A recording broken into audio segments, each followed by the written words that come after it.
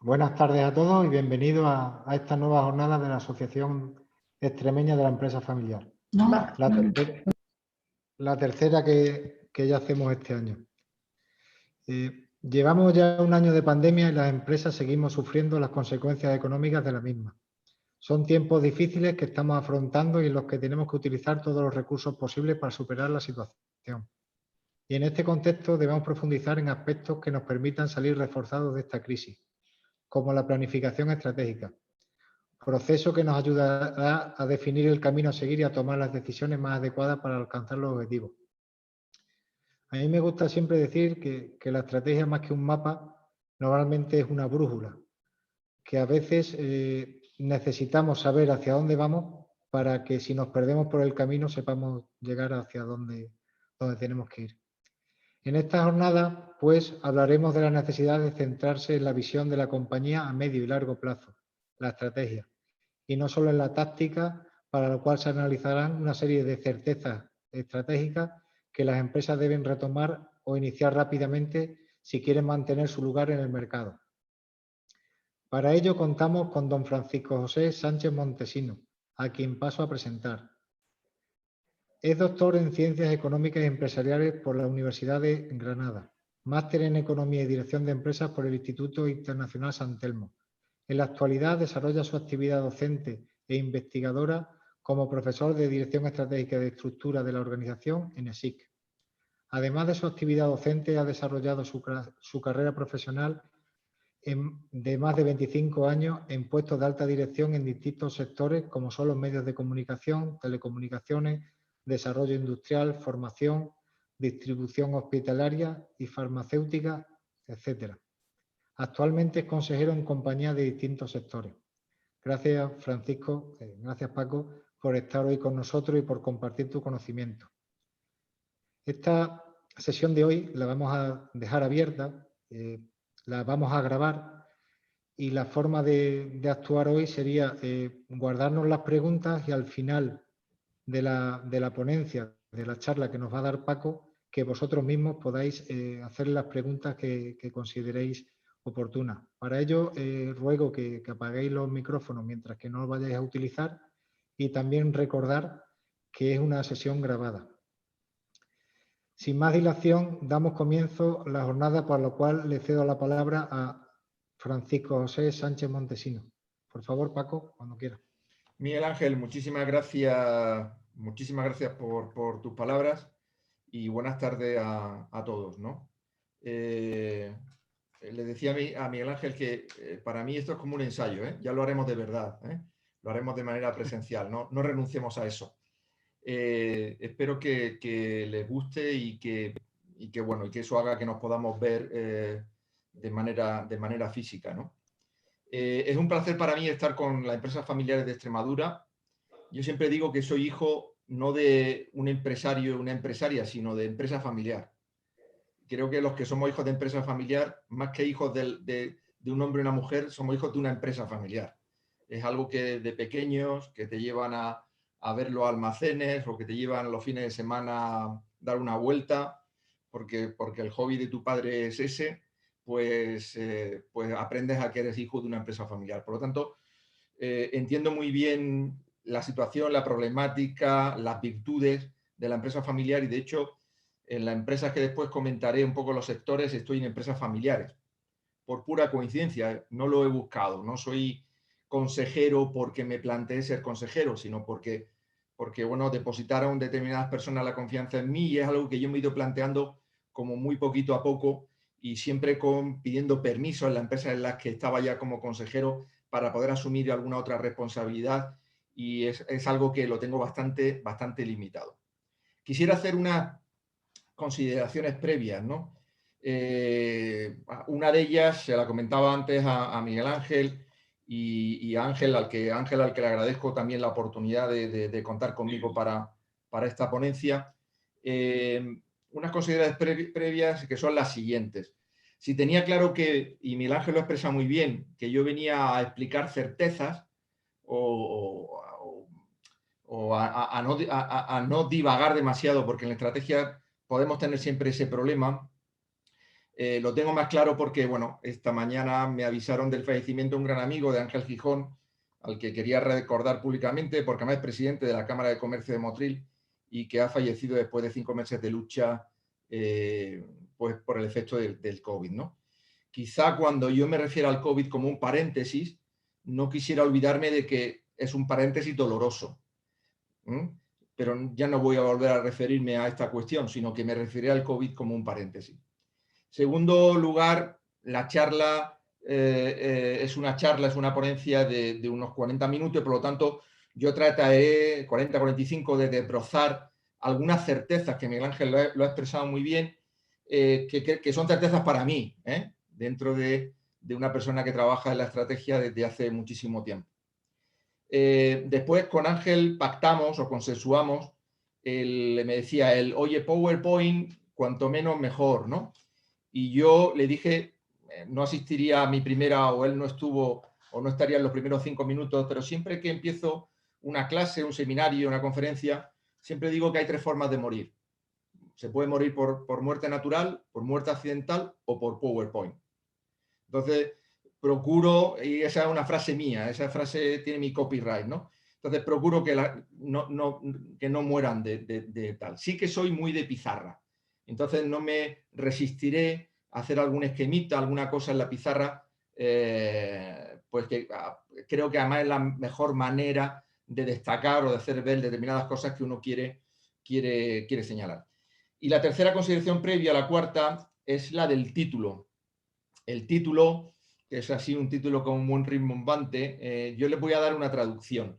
La traducción es, cuanto más difícil o cuanto más se hace cuesta arriba hacer planificación estratégica o tener un pensamiento estratégico, como decía Miguel Ángel, a medio y largo plazo, es cuanto más hace falta. Esto es aplicable tanto a situaciones de crisis como a situaciones donde se va muy bien, donde tienes un crecimiento enorme. Y son situaciones normalmente en las que no tienes tiempo para pensar. Y es justamente cuando hay que pensar. Esa sería la primera reflexión que hago. Por tanto, cuanto más difícil es cuanto más hace falta. Esa es la consideración previa que quería hacer. Bueno, ¿quién soy? Soy un doctor tardío. No soy un doctor de los que sale de la universidad, hace su tesina y tal, sino que yo la hice ya bastante mayor, compaginando mi trabajo en Madrid, y soy profesor y consejero. Profesor de SIC, mi currículum está bastante capado en LinkedIn. ¿Por qué? Porque no quiero que me conozca nadie que yo no quiera que me conozca. Así de claro. No es otra. Yo ya llevo muchos años sin tarjeta, con tener los currículum un poco capados. Me gusta que me conozcan en estas situaciones. Por lo tanto, a partir de ahora tienen una persona con la que pueden contactar en cualquier momento, pueden contar conmigo y mi correo electrónico pues lo tiene Ángel, se lo pueden pedir, mi teléfono, sin ningún tipo de problema. Soy profesor de SIC, doy dirección estratégica y estructural de la organización, 2 asignaturas que van siempre unidas. No se puede hablar de estrategia sin tener nociones de estructura, no se puede hablar de implantación de estrategia sin que haya cambios organizativos. Esto es un tema muy importante. Muchas veces nos quedamos en la parte de formulación estratégica y nos olvidamos de que para implantarla tiene que haber cambios organizativos, algunas veces drásticos,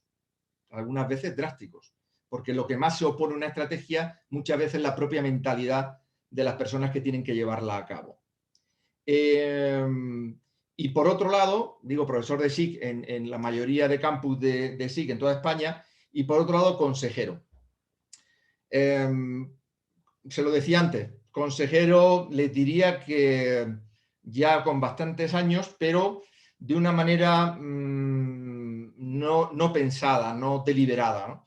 Es como ahora veremos como una especie de estrategia emergente que al final se ha convertido en una estrategia a medio y largo plazo, pero en la que, bueno, pues estoy en empresas familiares, en una de ellas pues estoy con primera, segunda generación, la primera con 80 y tantos años, un matrimonio delicioso, sentado en el consejo, y todas son empresas familiares, una del sector agroalimentario, otra del sector de servicios de transporte y otra de medios de comunicación. Esta es la que menos, le diría, y que no me escuche Eleuterio, la que menos me gusta, pero no porque no me guste, sino porque pasé bastante tiempo de mi vida como directivo de una empresa de medios de comunicación, de prensa regional, y bueno, tengo mi opinión y ya soy bastante políticamente incorrecto con los medios de comunicación, con lo cual cuando llego pues recuerdo esas frases, no sé si hay algún directivo de algún medio de comunicación, pero aprendí una frase terrible en medios de comunicación y fue que la verdad no te amargue una buena noticia. Es una frase lapidaria, ¿eh? Que la verdad no te amargue una buena noticia, ¿no? O que la independencia de los medios llega hasta las puertas del Corte Inglés. Esa fue la segunda frase que aprendí. Con eso, pues ya les puedo contar mi opinión sobre los medios de comunicación. Claro, desde la parte de consejero, pues creo que eso me da también mucha legitimidad para tratar de cambiar, de transformar y de hacer negocios que no lo son rentables en negocios rentables o al menos en punto muerto. ¿Cómo me planteo la charla? Ya lo están viendo. Pues me planteo la charla como si estuviera sentado en el consejo de administración, el órgano de administración que ustedes tengan, ¿no?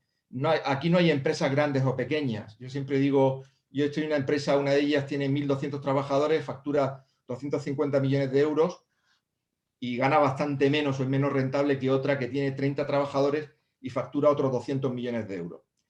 Es decir, aquí hay empresas rentables o no rentables, no grandes o pequeñas. Esa clasificación que nos enseñaron en la facultad, bueno, pues tiene su sentido para una cierta clasificación, incluso desde el punto de vista de estructura y del profesor Mitberg, pues sí que hay un factor de contingencia que le llama a él en el tamaño de las compañías, ¿no? Pues compañías con un tamaño muy grande pues necesitan una estructura muchas veces algo más jerarquizada, menos plana, etcétera. Pero fuera de eso, lo importante es que sean rentables o no sea rentables. Por tanto, usando la palabra de Miguel Ángel, se trata de darles algunas certezas, de darles algunas certezas y le diría incluso, me había puesto yo aquí apuntado algunas soluciones, que igual soy demasiado pretencioso, o esquemas de pensamiento que nos ayuden a darse soluciones, ¿no? Yo empiezo siempre con una frase que la voy a compartirla, porque empiezo siempre, me trae buena suerte, y esto es un poco como los toreros, ¿no? Hay que entrar. Voy a compartir pantalla, entiendo que está compartida. ¿La están viendo? Sí. Vale.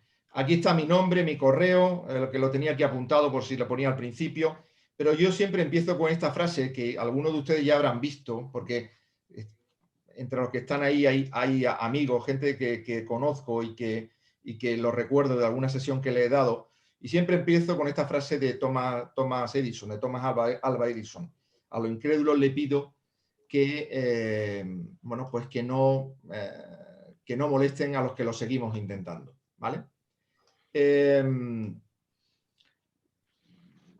No sé si alguien tiene alguna interpretación de esta frase y alguien quiere intervenir y ve algo en esta frase que le llama la atención. No sé si se siente alguno capaz de decirme, pues me siento identificado con una parte de la frase, con otra.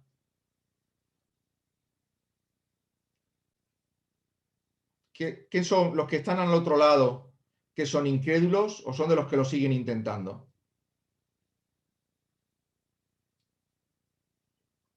¿Hay alguien que se atreva? Bueno, yo lo que quiero decir aquí es que cuando contraten a directivos o a no directivos, a personal para sus compañías, pues muchas veces lo importante no es la formación, lo importante es la actitud. Lo importante es la actitud. Esta frase lo que habla es de actitud. También habla esta frase de lo que es concepto de innovación. Ya lo veremos después, pero sobre todo por el personaje, por Thomas Edison, ¿no?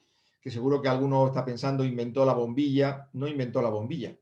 Ya lo veremos después. Por tanto, aquí hay dos grupos, aquellos incrédulos y aquellos que lo siguen intentando. ¿Qué les pediría yo? ¿Qué primer certeza aconsejo? Creen equipos con esta actitud. Fomenten esta actitud. Que esta actitud positiva forme parte de su cultura organizativa, de sus valores, de su propósito. Estamos en la época del propósito. Bueno, pues gran parte del propósito que tiene la compañía es que mis colaboradores tengan actitud. a igualdad de formación, con esto no quiero dejar la formación a un lado, a igualdad de formación es muy importante la actitud. ¿Cómo afrontas? ¿Eres parte de la solución o eres parte del problema?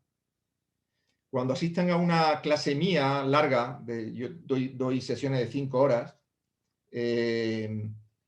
nos explayaremos sobre este tema, porque hay un estudio de Harvard muy curioso sobre que viene a decir que el 50% de tu actitud es genética, ¿vale? Entonces, ante eso, pues quizá haya otro 50% de voluntad, no es exactamente así, pero tenemos que ponerle voluntad a esa actitud y tenemos que fomentar eso. Creen equipos, creen directivos que fomenten una actitud positiva. Es fundamental. Esa es mi experiencia absoluta en este tema. Como todo el mundo se ha quedado callado, esto alguna vez lo hacía en grado y decía, bueno, pues si me hubieran contestado que eran de los que lo siguen intentando, tendrían aprobado el programa, ¿no? Tendrían aprobado el curso. Eso me pasaba mucho con la gente de final de grado cuando era profesor asociado en la Complutense de Madrid. Y después se arrepentía. Profesor, si no hubiera preguntado un poco más, bueno, pues era el momento de haber contestado. Bueno, la estrategia siempre exige un diagnóstico, aunque lo hagamos de forma muy rápida, y siempre en estrategia hablamos de varios escenarios. Yo voy a tratar de ser bastante, porque creo que yo ya desconecto la televisión, desconecto la radio, cuando me empiezan a hablar un poco del COVID, o mejor dicho, de la COVID, ¿no? Del COVID-19. Pero sí que hay que hacer un pequeño diagnóstico en el que creo que todos estamos de acuerdo. Se produce con la COVID un doble shock, que es el aspecto negativo, o muy negativo, aparte de lo que ya dije al principio y no me voy a remitir, ¿no? De la gente que nos falta. Es un shock de la oferta, que lo hemos vivido, sino que se lo pregunten a la hostelería, y un shock de la demanda. Lo que yo he visto en las empresas en las que estoy como consejero o en las que convivo, sé de ellas, es que hemos pospuesto decisiones de compra o decisiones de inversión, decisiones de gasto y de inversión. Serán muy pocas y casi le alabo esa valentía que no hayan retrasado sus planes de negocio o hayan hecho un paréntesis en sus planes de negocio, sobre todo en inversión y en determinado gasto. Lo mismo ha pasado al Estado y lo mismo le ha pasado a los hogares. Es decir, toda la demanda agregada entra en shock. Ese es el efecto, y un efecto que tiene parangón con la Primera, Segunda Guerra Mundial. Tendremos que remontarnos a ese. Ese es el diagnóstico muy simple, ¿no? Pero, claro, hay aspectos, dentro de lo malo hay cosas positivas, ¿eh? Y una parte de la positiva es que hay una gran demanda embalsada. Y una demanda embalsada en el caso de los hogares en activos muy líquidos, o sea, en dinero, en la cuenta del banco. Es verdad que los hogares han disminuido su renta, pero al mismo tiempo se ha producido un aumento del ahorro. Y eso hay que tenerlo en cuenta. Y eso está embalsado. A mí ese concepto me gusta mucho porque ese embalsamiento se va a romper. Y después tendremos quizá algunos problemas de exceso de demanda. Ojo con esto en unos meses, ¿no? Y después hay otro efecto positivo y es el esfuerzo de las autoridades políticas y económicas, sobre todo a nivel europeo, de mantener la renta. Entonces, esos son los efectos dentro de lo malo, pues los efectos positivos que podemos encontrar. Por tanto, efecto negativo, ese doble shock, demanda-oferta, y positivo, pues a demanda embalsada que está soportada por activos líquidos y esfuerzos de las autoridades en mantener la renta, ¿vale? Pero es claro y evidente que en la empresa hemos pospuesto, hemos estado apagando fuego, hemos estado, como decía Miguel Ángel, en la táctica y no en la estrategia. Vale, ¿qué es lo que se queda del COVID? Y esto, yo soy bastante negacionista en este aspecto. Pues yo creo que del COVID se van a quedar cosas muy importantes, como son nuevos patrones de demanda y de oferta. Fundamentalmente comercio electrónico, los pagos en efectivo van a desaparecer, es algo que ya veíamos, pero que con esta pandemia se aceleran. Insisto, los nuevos patrones de demanda y de oferta engloban mucho y también cambios en los canales de comercialización. Hay cambios claramente en sectores o industrias como la educación online, donde va a cambiar mucho, y el tema del teletrabajo. Pero yo, sinceramente, no veo muchas cosas más que se vayan a quedar, que ya es tela, lo que se queda. Pero no muchas cosas más. No creo que vaya a cambiar cómo nos comportamos los seres humanos, la necesidad que tenemos de socializar, la pérdida, el dejar atrás determinadas rutinas que teníamos. Creo que eso volverá y la historia nos demuestra que eso volverá. Dice, tenemos que ver escenarios. Bueno, yo apuesto por una única solución, pero no yo. Las grandes consultoras, Deloitte, Price, estas grandes consultoras, lo que vienen a decirte es, oye, hay una única solución que es la inmunidad a través de la vacunación, y hay dos escenarios posibles: vacunación que vaya razonablemente bien o que avance de una manera lenta. Yo, como les decía, me mojo y les digo, bueno, pues yo creo que vamos a tener la inmunidad, creo que la vamos a tener, es algo que empezó en diciembre y es verdad que se está haciendo de una manera bastante torpe, pero yo creo que la vamos a tener perfectamente a finales del verano, incluso haciéndolo mal, ¿vale? ¿Qué va a pasar eso? Pues que eso va a suponer una recuperación de la confianza muy rápida, ¿vale? Si hay un proceso de vacunación que más o menos se pueda llevar en esos términos para finales del verano, pues lo que van a hacer los ciudadanos es empezar a gastar sus ahorros líquidos. Y lo mismo va a pasar en las empresas. Pero además, el consumo se va a cebar sobre todo con sectores de servicios, hostelería, turismo, muy intensivos en capital humano, en empleo. Con lo cual se produce, en mi opinión, y la opinión de estas consultoras, un círculo virtuoso que lo creo bastante probable hacia el final del verano. Y hay dos factores de aceleración bastante probables.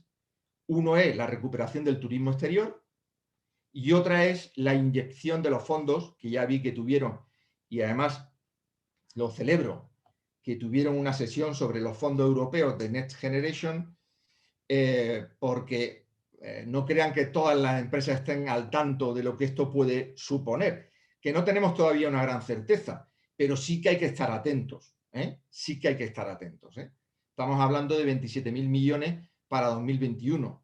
Por lo tanto, es verdad que ahora estamos con las expresiones, ¿cómo se llaman? Si alguien me puede dar expresiones, ¿cómo se llaman? Las manifestaciones de interés. Manifestaciones, exacto. Las manifestaciones de interés, y que, bueno, será en el mes de marzo aproximadamente cuando empezamos a ver en qué proyectos podemos incluirlo. Por tanto, tenemos un diagnóstico claro de lo que ha pasado, tenemos un diagnóstico claro de lo que se queda, tenemos un escenario bastante posible, y cuando digo este escenario posible me refería a las grandes consultoras. Yo ya a final del año 2020, cuando nos plantearon, a mí no, que yo soy economista, pero no soy el economista, me refiero, no soy de dominio económico, ¿no? Dicen que los economistas son aquellos que saben predecir el pasado, ¿no? No me dedico a eso, tampoco soy un gran financiero, sé las 4 cosas de finanzas que hay que saber, o que yo entiendo que hay que saber, y estas consultoras, a la hora de la formulación de las cuentas anuales, ya daban una serie de consejos. Y el consejo era que, oye, cuando formules las cuentas anuales de 2020, quiero que me descuentes, y es conveniente que descuentes en esas cuentas anuales qué ingresos están provocados por la pandemia y qué gastos o costes están provocados por la pandemia. Y los descuentes. Es decir, yo quiero que hagas un análisis de tu compañía como si la pandemia hubiera sido un paréntesis en tu compañía. Pero otra cosa que me hace ver también la COVID, la pandemia, como un paréntesis, aparte de la historia, son los propios fondos de inversión. Si alguno ha tenido últimamente la visita de algún fondo de inversión que ha venido a comprarle su compañía, enhorabuena por ello. Digo enhorabuena porque haya venido, no porque la haya vendido o no haya vendido, ese es otro tema. Los fondos de inversión lo que te dicen, oye, no me cuentes el EBITDA del año 2020. No quiero saberlo. Descuéntame lo que ha pasado excepcionalmente por este o por otro, por este motivo o por otra cosa excepcional. La excepcionalidad no me sirve para valorar tu compañía. Por tanto, no es algo que yo digo, que lo digo yo, sino que lo dicen como le estoy señalando las grandes consultoras. Bueno, ¿qué estrategia hemos tenido ante estas crisis? Bueno, pues hemos tenido una estrategia en unos casos de resistencia, de seguir con nuestra estrategia de crecimiento y de expansión. En otros casos con una estrategia de repliegue, lo que llamamos estrategias corporativas de reestructuración. Y en otros casos, pues, de transformación o lo que llamamos en estrategia de diversificación. Búsqueda de nuevos negocios. Y eso hay muchos ejemplos. En hostelería enormes, todo aquello que hablamos generalmente, de decir, oye, yo era un restaurante y ahora me convierto en un restaurante de comida para llevar, por decirles algo, ¿no? Algo simple. En cualquiera de estas tres posiciones, lo importante ahora es anticiparse a la recuperación. Es decir, estar posicionado para esa recuperación, que va a venir y que ya la tenemos bastante próxima. Vale, nosotros, y esto, estaba compartiendo la pizarra, ¿no?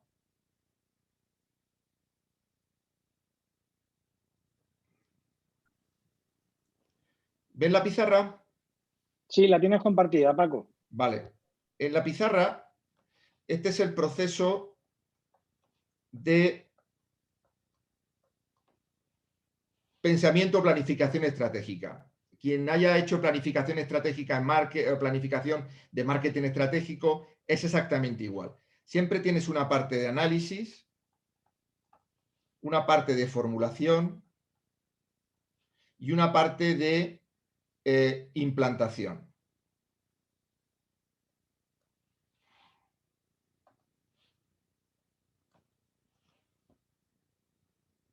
¿Perdón? No sé por qué se había perdido. Vamos a bajarlo aquí. Implantación. Vale. Nosotros siempre, vamos a llevarnos esto para arriba. Nosotros siempre solemos trabajar aquí. Bueno, aquí están la misión, visión, valores y también los objetivos estratégicos, ¿vale? ¿Vale? Los objetivos estratégicos. Cuando estamos en la parte de análisis y formulación, siempre el planteamiento o el pensamiento estratégico lleva una parte de análisis muy importante, un poco de diagnóstico. Estamos hablando de estrategias deliberadas, ¿vale? O hablamos de estrategias emergentes cuando hablamos de implantación. Pues bien, llevamos 1 año y medio situados aquí y olvidándonos de esto. Quien no lo haya hecho así, perfecto, porque de eso se trata. Tenemos que volver de nuevo a la estrategia deliberada, no a la estrategia emergente. Aquí lo que tenemos siempre son las estrategias funcionales. Como decía Miguel Ángel, la táctica. Es hora primer consejo, es hora de volver de nuevo a mi plan de negocio, a mis planes de negocio o planes estratégicos de 3, 4 años. Volver a ellos, retomarlos cuanto antes, refrescarlos y volver a ponernos sobre la senda. tenía razón Miguel Ángel cuando dice un plan que trata de resolver la estrategia, la incertidumbre. Eso no quiere decir que la estrategia sea la panacea. Muchas veces lo que nos sirve es para saber que nos estamos desviando del plan, pero que sepamos que nos estamos desviando del plan. O sea, que vayamos con rumbo, no sin rumbo. Lo decía Miguel Ángel, lo explicaba perfectamente. Por lo tanto, primer consejo, volver de nuevo a la estrategia. ¿Qué certezas estratégicas o qué objetivos estratégicos deberíamos marcarnos? Bueno, un objetivo estratégico es digitalización. Cuando yo hablo de digitalización, durante mucho tiempo no sabía de qué me estaban hablando exactamente, ¿no? Pero cuando hablamos de digitalización hablamos de lo que hablamos de industria 4.0. Es decir, de todo lo que tenga que ver con robótica, analítica de datos, inteligencia artificial, nanotecnología, el Internet de las cosas, todas esas cosas. Pero hay un aspecto fundamental, que es acceder a la información en tiempo real. O sea, poder acceder a la información de mi compañía en tiempo real.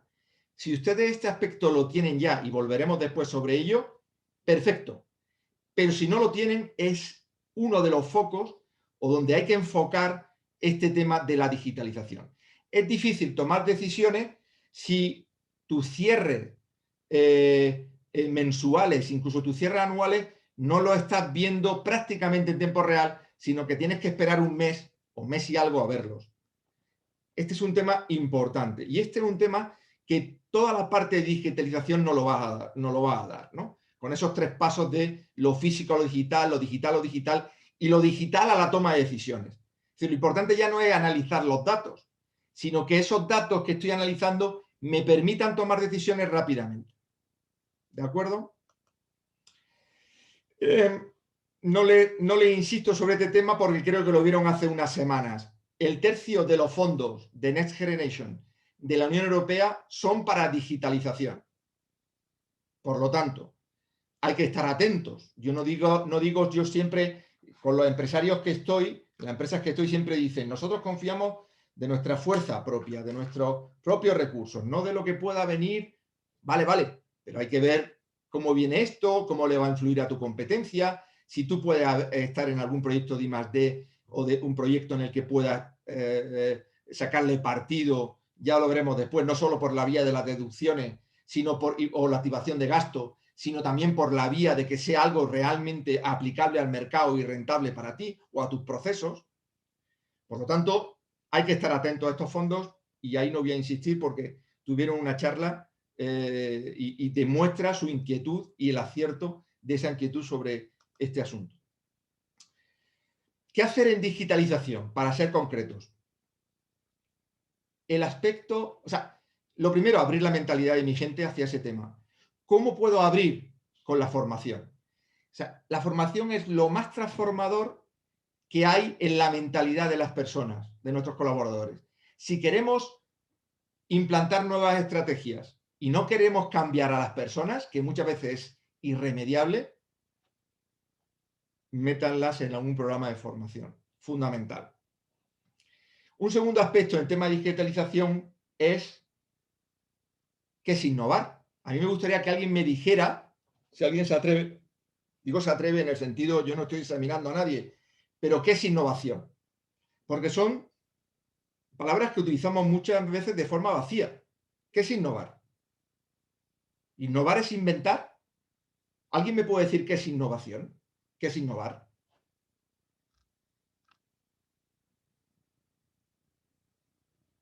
Es igual que cuando hablamos de calidad. ¿Qué es tener un producto de calidad o un servicio de calidad? Traten de huir de las palabras vacías. Yo le digo a mis alumnos, y lo digo en los consejos, no utilicemos herramientas o palabras que no comprendamos. Obviarlas. Pero la innovación, ¿qué es? Bueno, el mejor ejemplo de innovación es Thomas Edison. Thomas Edison inventó, la gente cree que inventó unas cosas y no inventó nada de eso. Es verdad que inventó el fonógrafo, pero no inventó la bombilla, no inventó el telégrafo. Lo que sí fue el primero que hizo que la bombilla satisfaciera una necesidad del mercado y le pagaran por eso. Es el primero que montó una red comercial de telegrafía, y cuando digo comercial, que era capaz de cobrar por ese servicio. Hay un profesor, amigo mío, Javier Valverde, que dice, la innovación empieza en el lineal. Él lo que quiere decir es que la innovación empieza por ver la necesidad a cubrir. ¿Pero por qué? Porque al final la innovación quiere decir que tú satisfaces una necesidad a través de un producto o servicio y cobras por él. Obtienes una rentabilidad. Ojo, acepto innovación también cuando son innovaciones de procesos o innovaciones en producto o en servicio que mejoran la experiencia del cliente, por ejemplo. También es verdad que no lo voy a ver en una rentabilidad tangible en la cuenta de explotación, pero claro que se ve pues, en mi mejora de reputación, en la mejora de mi marca, etc. Y también podríamos llevarlo hasta la tangibilidad de la cuenta de explotación. ¿Lo entienden? O sea, al final la innovación es llevar algo al mercado de alguna manera, llevarlo hasta el mercado.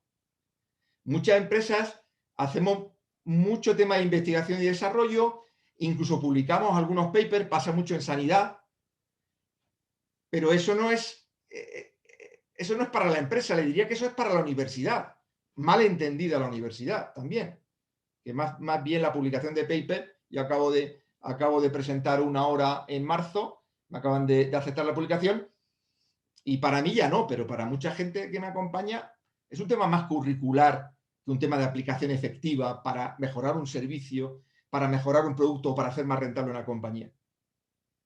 Por lo tanto, innovación es cosas que yo pueda, pongamos el foco en cosas que me ayuden a mis procesos, ayuden a mi producto, a mi servicio, etc. ¿Qué es necesario tener para innovar? Un elemento fundamental, que es capacidad de absorción.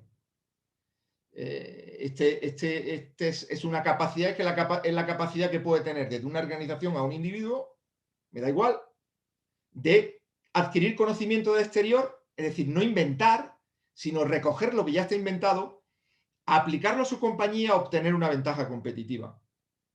¿De acuerdo? Por tanto, esa capacidad de absorción hay que tenerla. Y en cuarto lugar, hay un elemento y es que la tecnología no es lo importante. Fíjense, estoy hablando de digitalización, pero estoy diciendo la tecnología no es lo importante. ¿Por qué no es lo importante? ¿A qué me refiero? Porque no la puedo hacer tan importante como para que yo crea que es la base de mi negocio y no cambiarla. Es decir, lo importante es tener la capacidad de adoptarla, la flexibilidad para adoptar una nueva tecnología. Yo siempre pongo un ejemplo que alguno de ustedes me habrá oído, pero que creo que es muy clarificador, y es que a finales del siglo XIX aparecen las neveras en Estados Unidos. Y había neveros, había gente que de manera artesanal fabricaba hielo. ¿Qué hicieron estos fabricantes de hielo?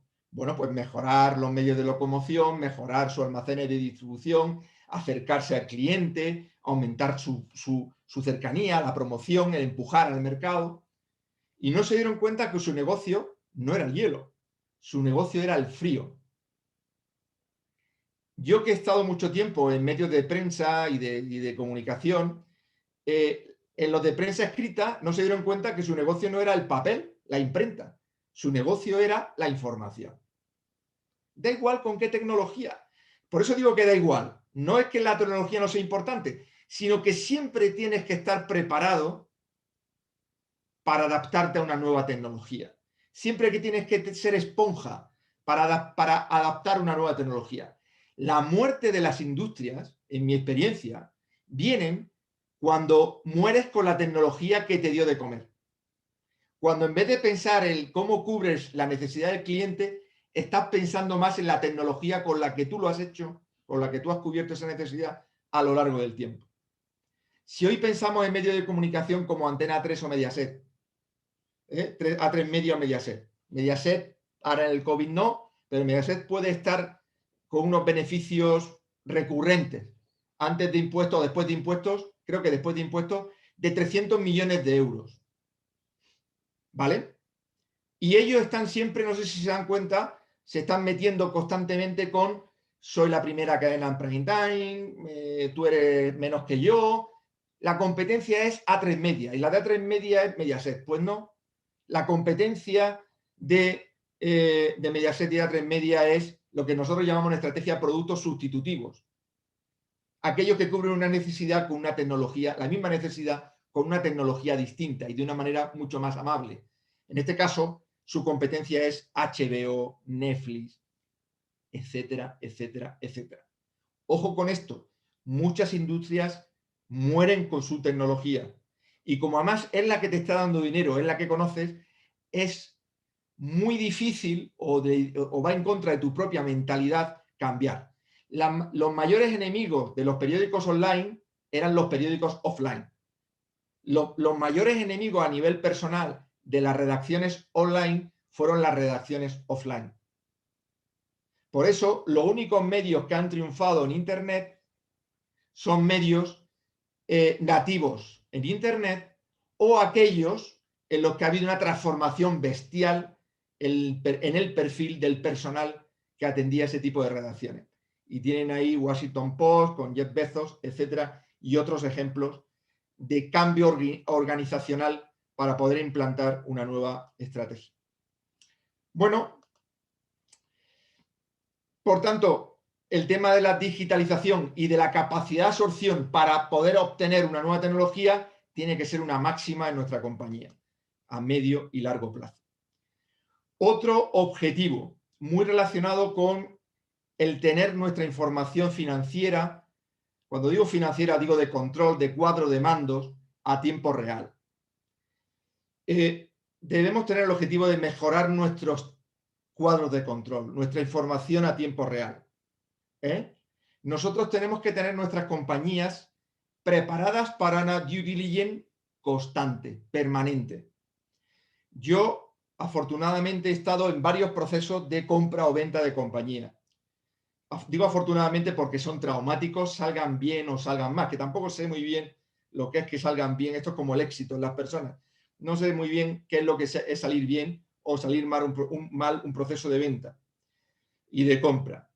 Pero en los procesos de venta, cuando vienen, bueno, pues vienen esos grandes fondos acompañados de las grandes consultoras bueno, y lo de las grandes consultoras yo lo digo algunas veces con un poco de retintín, ¿no? No sé si hay muchos consultores en el auditorio, ¿no? Pero, ojo, yo trabajo mucho con ellas y para mí son fundamentales en mi trabajo, pero también me he encontrado pues, con algunos empresarios que me decían, Paco, si es que me han dicho que al final lo que hay que encontrar es el confort de las cifras. Y esta frase, 60.000 euros. Bueno, tampoco tiene que ser así, ¿no? Pero es verdad que en el tema de la consultoría hay que distinguir, como en todos los gremios, y insisto, en este trabajo de compra y venta hacen una labor fundamental. ¿Qué cosas me he dado cuenta yo? Pues que vienen las consultoras y te sacan los colores respecto de tu estado financiero. Entre otras cosas porque no tienen una estructura estándar, que deberíamos tenerla. Muchas veces yo entro en algunas compañías que me han dicho, bueno, pero es que esto es con lo que trabajamos de siempre, veníamos en la parte que teníamos de almacén o de corrida, utilizábamos este tipo de estados financieros, pues hay que cambiarlo. Hay que cambiarlo. Cosas que he aprendido yo, que esto puede ser más un chascarrillo, aunque creo que es importante en la compra y venta de empresas. Ojo con los activos. Los activos no te lo van a valorar. Por lo tanto, muchas veces determinados activos, es verdad que los bancos sí te los tienen en cuenta y muchas veces tienes esos activos ahí porque tu balance está más bonito, pero que lo que te van a valorar en una compra de una compañía es tu EBITDA menos la deuda financiera neta.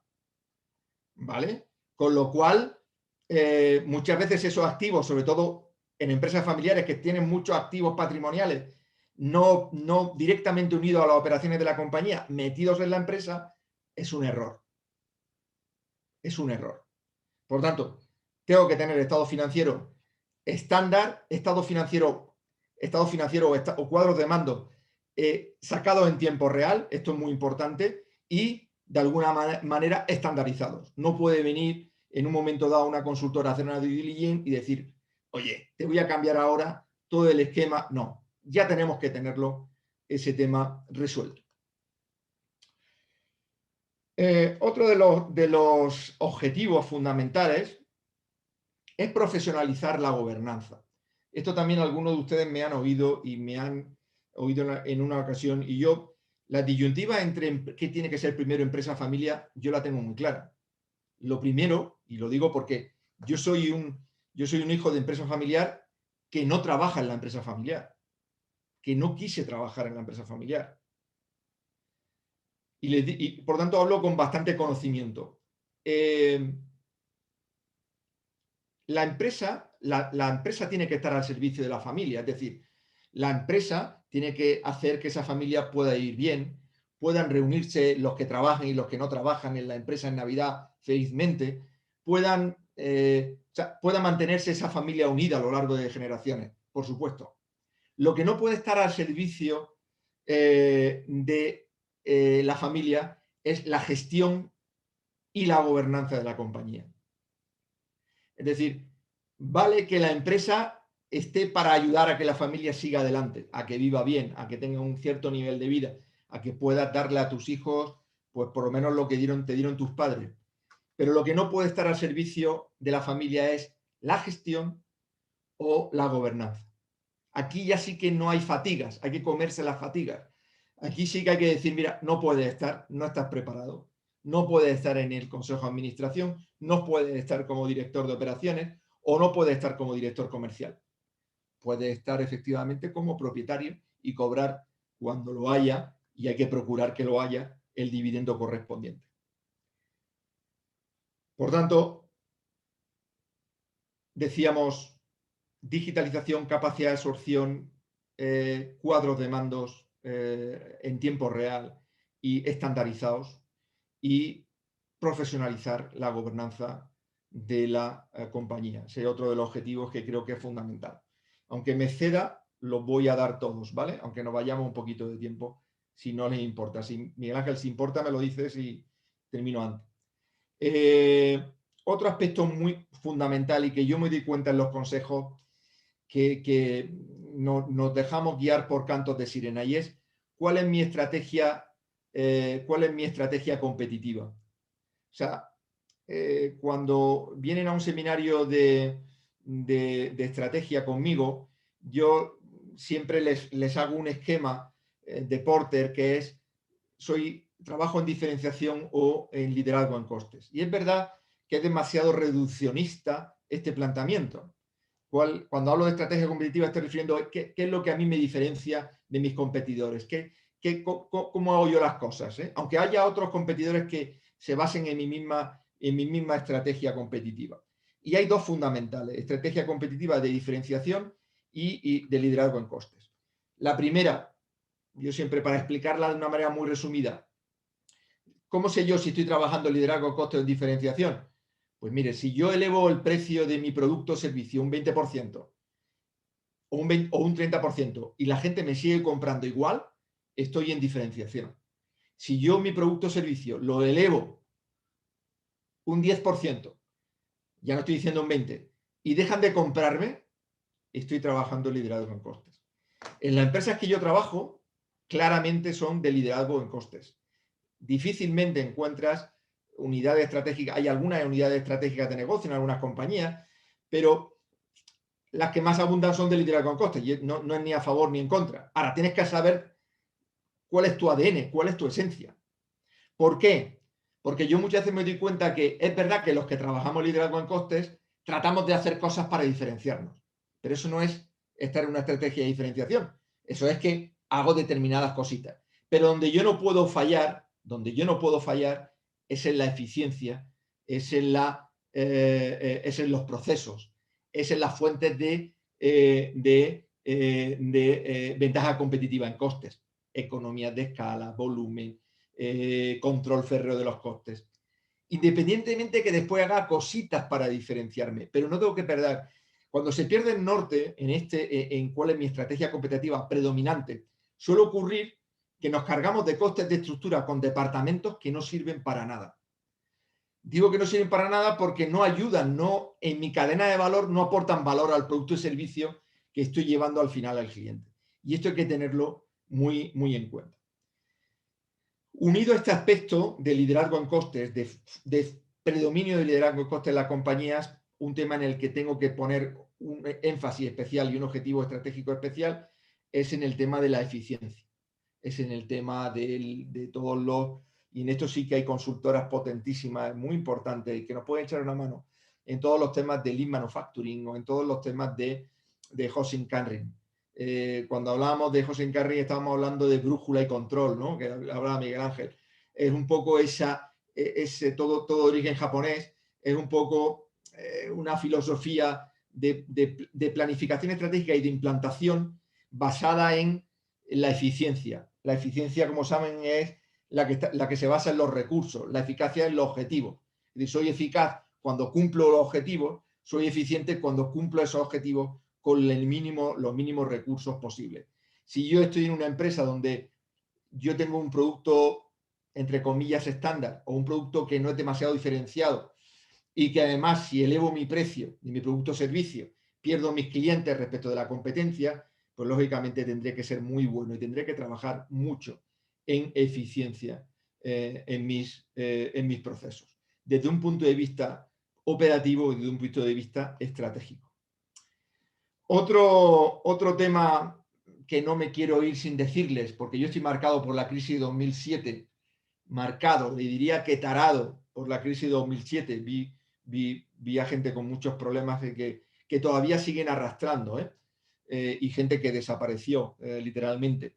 Y debo estar preparado para cerrar mi compañía en 5 segundos. Esta es una frase que yo repito mucho y que en los consejos donde yo estoy, la empresa en la que yo estoy, lo que hemos hecho ha sido incorporar una reserva voluntaria con el importe de lo que costaría despedir a toda la plantilla por un despido procedente en un día.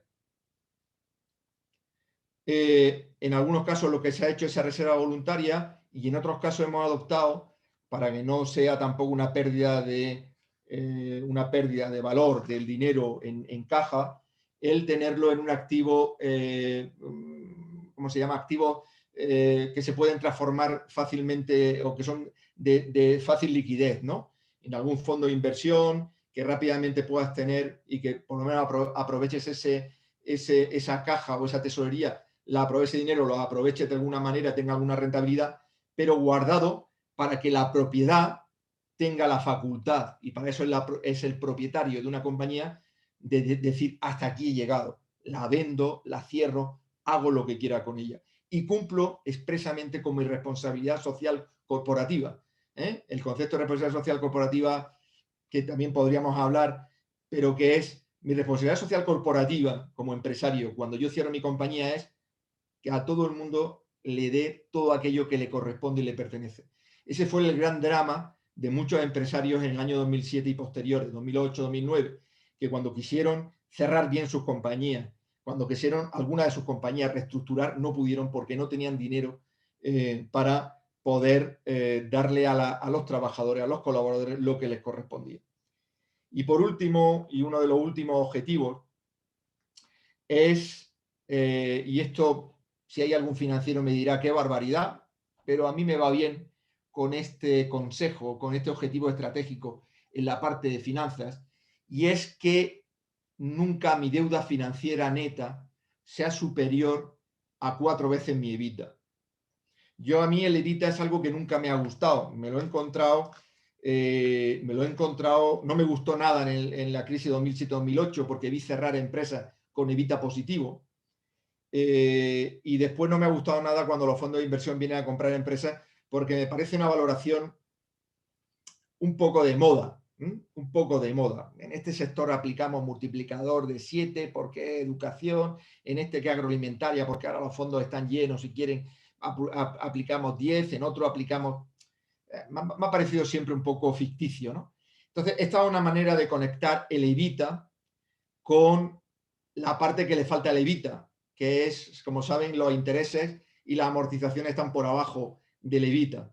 Entonces, lo que no se veía con el EBITDA era pues, los intereses que, por ejemplo, tenía el Corte Inglés, ¿no? Cuando veía el EBITDA del Corte Inglés y decía, señores, pues sí, pero ahora vete a su interés, se calculaban la deuda, cosa que han restituido, la verdad que de manera ejemplar, es verdad que con la venta de muchos activos, pero para mí, y también es cierto que depende de algún sector o industria que puede trabajar con una ratio distinta, pero es verdad que estar muy por encima de 4, 4,5 en el multiplicador de EBITDA sobre la deuda financiera neta, a mí por lo menos me preocupa.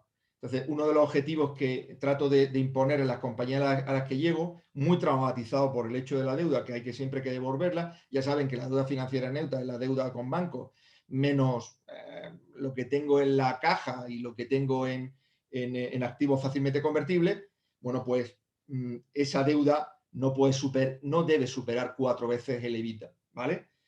Insisto, puede haber, no vayan ahora a repasar el balance rápidamente y a ver si están por encima o por debajo.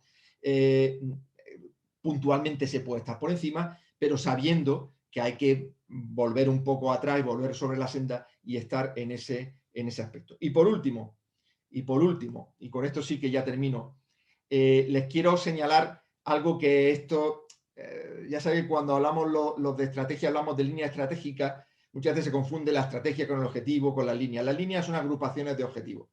Al final, para las empresas en las que yo me muevo, que son, yo siempre digo que son grandes empresas, aunque son pymes, pero son empresas de más de 200 millones de euros de facturación, pues yo siempre les digo que es necesario tener mayor tamaño, es decir, hay que seguir con el crecimiento, bien a través de crecimiento orgánico o a través de crecimiento inorgánico de adquisiciones. En este elemento, en esta línea estratégica general, sí que diría que no sacrificando, es decir, no bajando margen. Es muy fácil crecer si bajas el margen. Y también es fácil crecer si también no tienes cuidado con el riesgo comercial. Por lo tanto, voy a crecer, pero tengo que no sacrificar, tengo dos condiciones, no sacrificar el margen y no aumentar mi riesgo comercial. Segundo, línea estratégica fundamental que ya la hemos nombrado, la digitalización / innovación, con los aspectos que le he dicho, es decir, formación, estado financiero o estado cuadros de mando en tiempo real, cuatro cositas que nuestra organización tenga orientación tecnológica, capacidad de absorber una tecnología nueva. Tercer elemento, internacionalización. Y cuarto elemento, profesionalización. Cuando hablo de esa línea estratégica de profesionalización, hablo de lo que hemos hablado de gobernanza, control, volver a la estrategia, volver a centrar el tiro en cuanto a cuál es mi propósito, cuál es mi misión, cuál es mi visión, cuáles son mis objetivos estratégicos. Por tanto, mayor tamaño, digitalización, internacionalización y profesionalización. Con esto termino. Siento haberme extendido pues 15 o 10 minutos más, pero creo que merecía la pena cerrar un poco el círculo. Así que muchísimas gracias por su atención y abierto a las preguntas que quieran hacerme. Muchas gracias. Muchísimas gracias, Paco. La verdad es que muy interesante y me gustaría ver quién se anima a hacerle alguna pregunta a Paco. Por favor.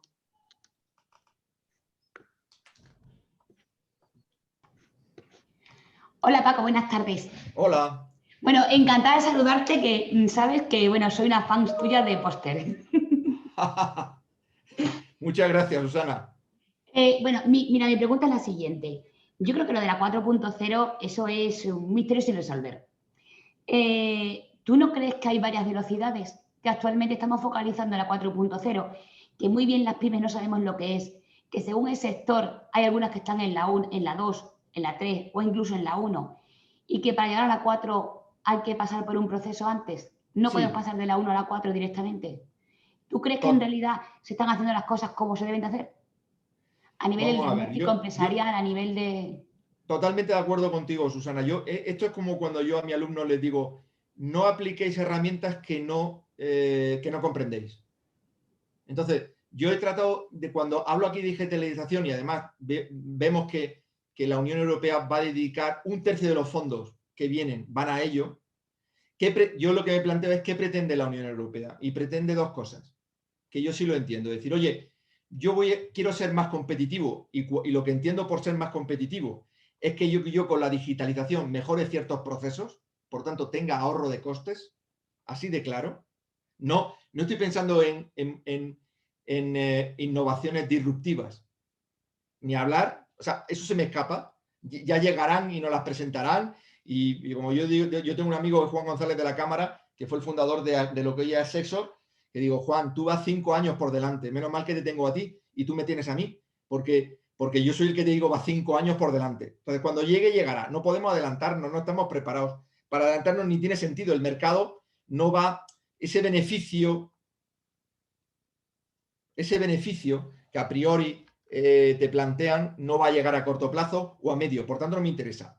Y un segundo razón por lo que se apuesta por parte de la Unión Europea en la parte de la digitalización, aparte de ser competitivos, que yo lo entiendo como ahorro en procesos, es poder adaptarnos a lo que pueda venir, a las nuevas economías. Entonces, desde ese punto de vista tan sencillo y tan general, es como hay que tomárselo.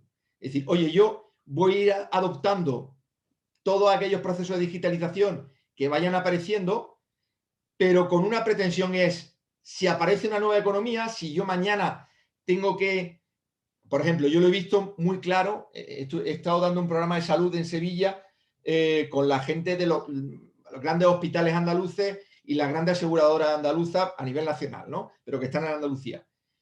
Ese es un ecosistema que hoy la digitalización y todo lo que tiene que ver con medicina preventiva y medicina a través de canal online es bestial.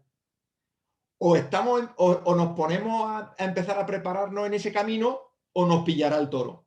Por lo tanto, hay que empezar, hay que estar abiertos. Y yo he dado 4 consejos. Formar a mi gente en ese mundo, en el mundo de la digitalización, que vayan incluso en un programa genérico, ya le van a hablar sobre la industria 4.0, ¿no?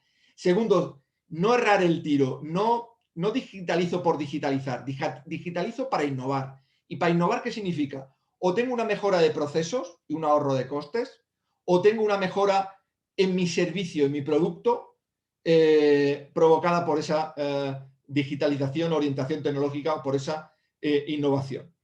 Y también un cuarto consejo es, ojo, la tecnología que tengo yo ahora, tal y como la veo, no es la que me va a dar de comer el día de mañana. Esos son mis consejos ahora mismo. O sea, no hay que inventar nada. Todo va a estar inventado, o está inventado o va a estar inventado. Para investigar y desarrollar, para inventar, eso lo pueden hacer, cuando hablamos de patentes, modelos de utilidad, lo pueden hacer compañías muy grandes, muy gordas, que dediquen mucho. Nosotros tenemos que estar más en nuestro departamento de I+D, más en la innovación que en la investigación.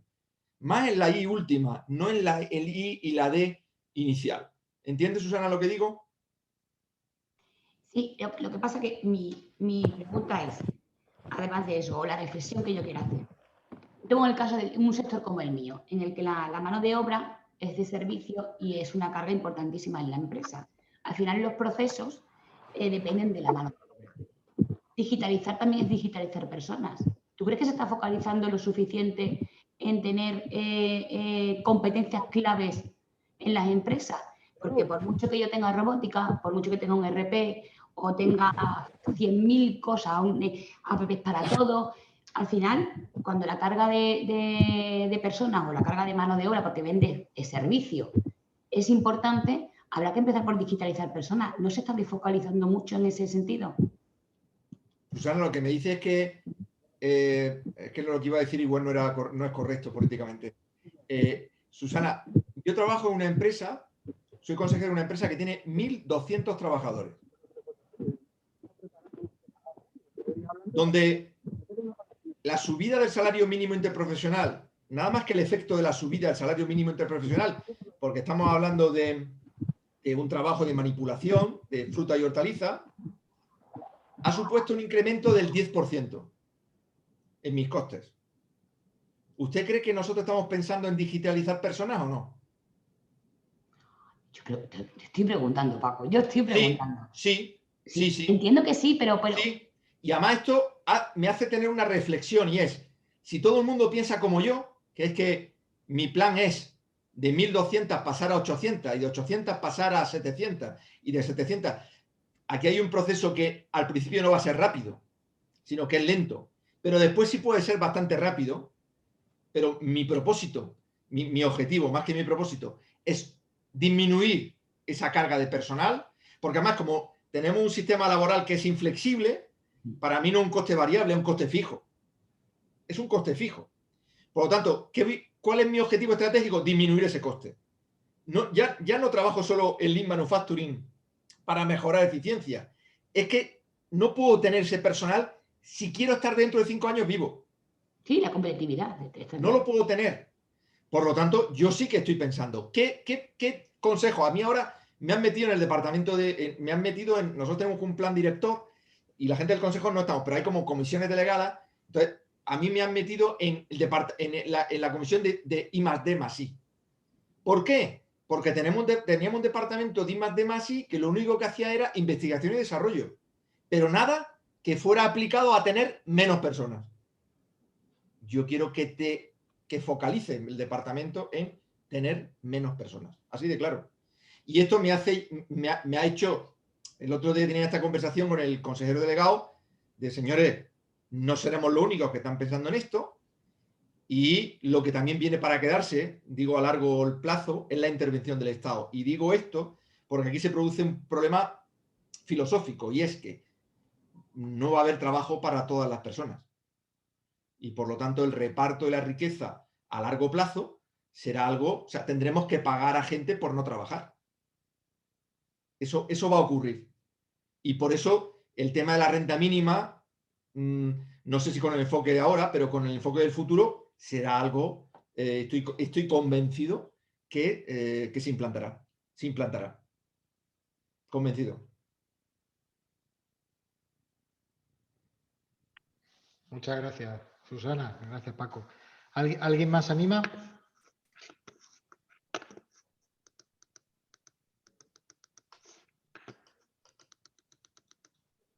¿Está por ahí Óscar o no? Por lo menos estaba.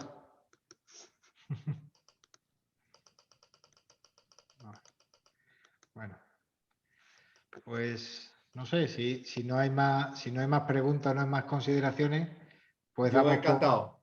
por concluida la charla y darte las gracias, Paco, que ha sido muy ilustrativo, la verdad que sí. Pues Y me nada, alegro. y agradeceros a todos que hayáis asistido y espero que haya sido provechoso para todos. ¿Vale?